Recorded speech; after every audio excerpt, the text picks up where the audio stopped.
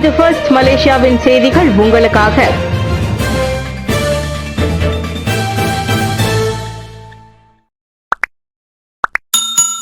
பதினேழாவது சபா தேர்தல் தேசிய முன்னணியின் முடிவை மதிக்கிறது நம்பிக்கை கூட்டணி. 17வது சபா மாநில தேர்தல் PRN17 சபா மக்கள் கூட்டணி GRS உடன் ஒத்துழைப்பை மேற்கொள்ள வேண்டாம் என்று முடிவெடுத்திருக்கும் தேசிய முன்னணியின் நிலைப்பாட்டை நம்பிக்கை கூட்டணி மதிக்கிறது.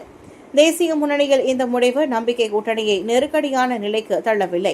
மாறாக அத்தேர்தலை எதிர்கொள்ள தேசிய முன்னணிக்கும் GRSக்கும் ஒத்துழைப்பு வழங்கி வருவதாக பிரதமர் டாக்டர் அன்வார் இப்ராஹிம் தெரிவித்தார். பேச்சுவார்த்தைகள் முட்டுக்கட்டையாக இருப்பதாக தெரிகிறது. ஒரு உடன்பாட்டை எட்டுவோம் என்று நம்புகிறோம். ஆனால் தேசிய முன்னணி முடிவை நாங்கள் மதிக்கிறோம்.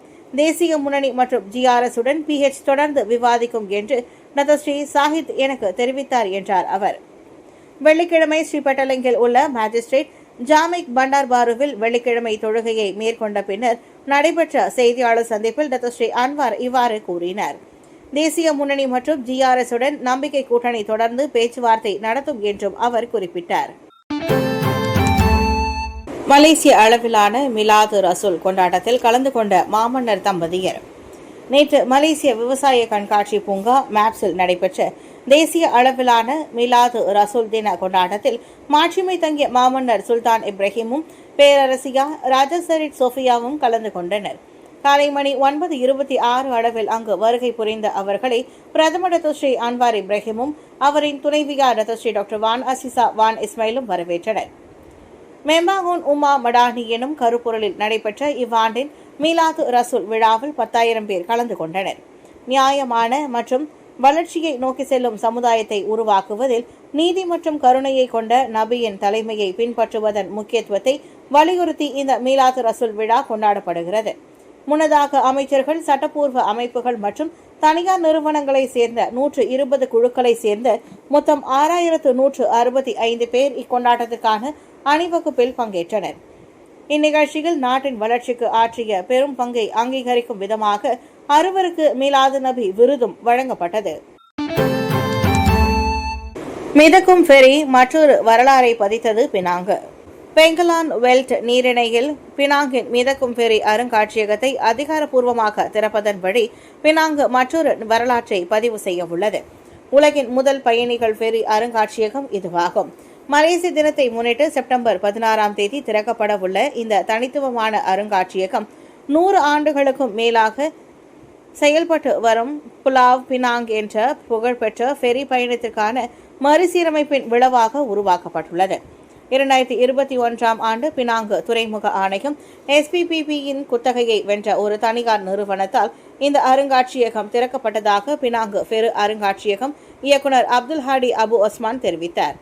இந்த அருங்காட்சியகம் ஆகஸ்ட் 30ஆம் தேதி தொடங்கி சோதனை கட்டமாக பார்வையாளர்களுக்கு, குறிப்பாக கடந்த 3 மாதங்களாக தங்கள் தரப்பு நடத்திய தொடர் சுற்றுப்பயணங்கள் மூலம் அறிமுகப்படுத்தப்பட்ட ஆரம்ப டிக்கெட் வைத்திருப்பவர்களுக்காக திறக்கப்பட்டதாக அவர் கூறினார். ஃபெரியில் உள்ள பல்வேறு கண்காட்சி இடங்கள் மூலம் இந்த அருங்காட்சியகம் ஒரு தனித்துவமான அனுபவத்தை வழங்குகிறது. உலகளாவிய சவால்களை எதிர்கொள்வதில் மையத்தன்மை மற்றும் சுயாட்சியை ஆசியான் தற்காக்க வேண்டும். வல்லரசுகளிடம் இருந்து போட்டித்தன்மை மற்றும் உலகளாவிய சவால்களை எதிர்கொள்வதில் மையத்தன்மையையும் சுயாட்சியையும் ஆசியான் தற்காக்க வேண்டும் என்று பிரதமர் டாக்டர் அன்வார் இப்ராஹிம் வலியுறுத்தினார். கலந்துரையாடலும் பரஸ்பர மரியாதையும் முக்கியமாக உள்ளன என்பதை அந்த அனுபவங்கள் காட்டுவதாக ப்ராஜெக்ட் சிண்டிகேட்டில் வெளியிடப்பட்ட கட்டுரையில் பிரதமர் தெரிவித்தார். மேலும் இது வட்டார அமைதியின் பாதுகாவலராக ஆசியான் பங்களிப்பில் மக்களின் நம்பிக்கையை வலுப்படுத்துவதாகவும் அவர் விவரித்தார். உலகின் பன்முகத்தன்மை கொண்ட வட்டாரத்தில் பதற்றங்களை நிர்வகித்து நெருக்கடிகளை தடுத்து செழிப்பை வளர்க்க ஒத்துழைப்பு கலாச்சாரமும் வெளிப்படையான தொடர்பும் ஆசியானுக்கு உதவுவதாக டாக்டர் அன்வார் கூறினார். உதாரணத்திற்கு கம்போடியா மற்றும் தாய்லாந்து எல்லையில் நடந்த பதற்றம் தொடர்பாக அந்நாடுகளின் தலைவர்களுடன் சந்திப்பு ஒன்றை நடத்தி போர் நிறுத்தத்தை அடைவதில் ஆசியான் தலைவராக மலேசியா வெற்றி பெற்றதை அவர் சுட்டிக்காட்டினார். 66 கோடி மக்கள் தொகையுடன் உலகில் மிக முக்கிய சந்தைகளில் ஒன்றாக ஆசியான் விளங்குகிறது. கார் கவிழ்ந்து சிறுவர்கள் உயிரிழந்தது தொடர்பில் 2 கைது.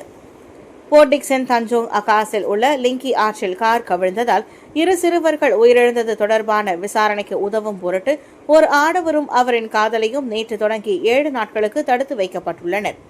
46 வயதுடைய அந்த உள்நாட்டு ஆடவர் மற்றும் 41 வயதுடைய பெண்ணுக்கான தடுப்பு காவல் உத்தரவை மூத்த உதவி பதிவாளர் நூருல் ஃபரா சுலைமான் நேற்று சிரம்பான் மேஜிஸ்ட்ரேட் நீதிமன்றத்தில் வெளியிட்டதாக நெகிரி செம்பிலான் மாநில போலீஸ் தலைவர் டத்தோ அல்சஃப்னி அகமது தெரிவித்தார். குற்றவியல் சட்டம் செக்ஷன் 302 கீழ் விசாரணையை மேற்கொள்ள இந்த தடுப்பு காவல் உத்தரவு பிறப்பிக்கப்பட்டுள்ளது. இச்சம்பவத்திற்கான நோக்கத்தை கண்டறிவதற்காக அவர்களிடம் போலீஸ் இன்னும் விசாரணை மேற்கொண்டு வருவதாக டத்தோ அசல்ஃப்னி தெரிவித்தார். எனினும் இரவு மணி 8க்கு போர்ட் டிக்சன் மாவட்ட காவல் தலைமையகத்தில் கைது செய்யப்பட்ட அவ்விருவரும் முழுமையான ஒத்துழைப்பை அளிக்கவில்லை என்றும் அவர் குறிப்பிட்டார். இதனிடையே இச்சம்பவம் தொடர்பாக சந்தேகத்திற்குரிய வாக்குமூலங்கள் வழங்கியதை தொடர்ந்து சம்பந்தப்பட்ட 2 சிறுவர்களின் தந்தை என்று நம்பப்படும் அந்த உள்நாட்டு ஆடவரும் பெண்ணும் இரவு 8 மணிக்கு கைது செய்யப்பட்டனர். மின்சார வாகனத்திற்கான தொழிற்சாலை தொடக்கம் மலேசியா சீனாவின் அணுக்கமான ஒத்துழைப்பு பிரதிபலிப்பு. நாட்டின் புரோட்டான் நிறுவனத்தின் முதல் மின்சார வாகனம் ஈவிக்கான தொழிற்சாலை தொடங்கப்பட்டதை தொடர்ந்து புரோட்டான் மற்றும் அதன் வியூக பங்காளியான கீலி மூலம் மலேசியாவிற்கும் சீனாவிற்கும் இடையில் அணுக்கமான ஒத்துழைப்பு பிரதிபலிக்கின்றது. அவற்றுடன் நாட்டின் வாகன துறையும் இதன் மூலமாக வளர்ச்சி அடைவதாக பிரதமர் ஸ்ரீ அன்வார் இப்ராஹிம் தெரிவித்தார். இது முதலீட்டை உட்படுத்திய ஒத்துழைப்பாக மட்டுமின்றி தொழில்நுட்ப பரிமாற்றத்தில் அர்ப்பணிப்பையும் எதிர்கால வாகன தொழில்நுட்பத்தின் விரிவாக்கத்தையும் பெறுவதற்கான முயற்சி என்றும் அவர் தெரிவித்தார். உள்நாட்டை சேர்ந்த பொறியியலாளர்களுக்கு பயிற்சி அளிப்பதற்கான வாய்ப்பும் இதில் அடங்குவதாக குறிப்பிட்ட டாக்டர் ஸ்ரீ அன்வார் மலேசியாவுடன் ஒத்துழைப்பை ஏற்படுத்திக் கொள்ள விருப்பம் தெரிவித்து சீன அரசாங்கத்தையும் நன்றி பாராட்டினார். இத்துறையில் ஒத்துழைப்பதன் மூலம் அவர்கள் பலன்களை பெறுவது மட்டுமல்ல, ஒரு குறிப்பிட்ட மட்டத்தில் தொழில்நுட்பத்தை மாற்றவும் உள்நாட்டில் முதலீடு செய்து தங்கள் சொந்த தயாரிப்புகளை உற்பத்தி செய்ய இடம் அளிக்கவும் அவர்கள் தயாராக இருப்பதால் அது சாத்தியமாகிறது என்றார் அவர்.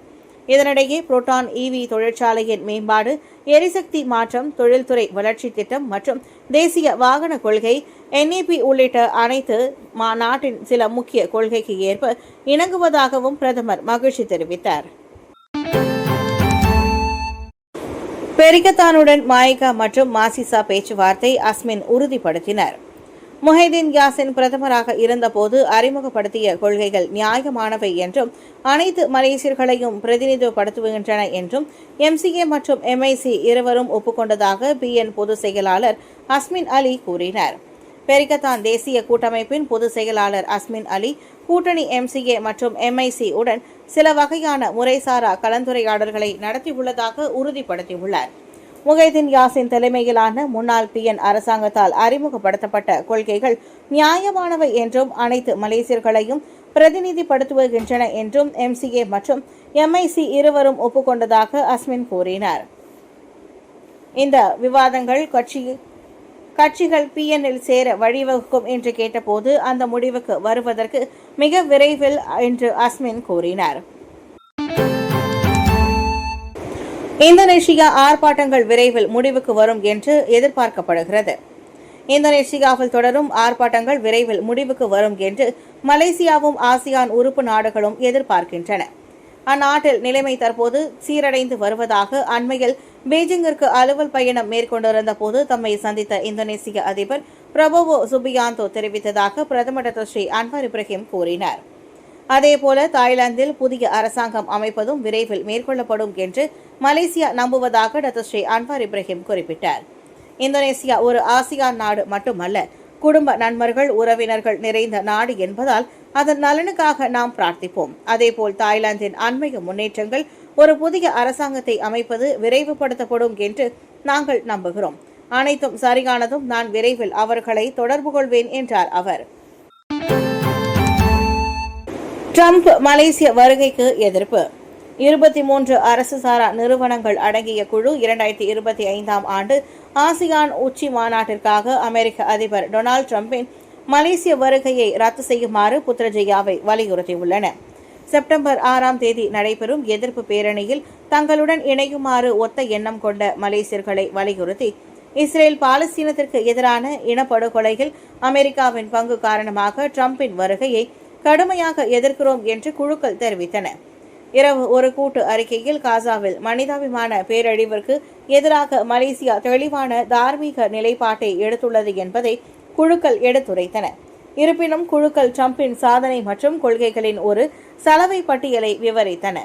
பாலஸ்தீனிய வாழ்க்கையை அப்பட்டமாக புறக்கணிப்பதையும் பாலஸ்தீனியர்கள் மீது திணிக்கப்பட்ட வன்முறையை செயல்படுத்துவதில் நேரடி உடந்தையாக இருப்பதையும் அவர்கள் நிரூபித்தனர்.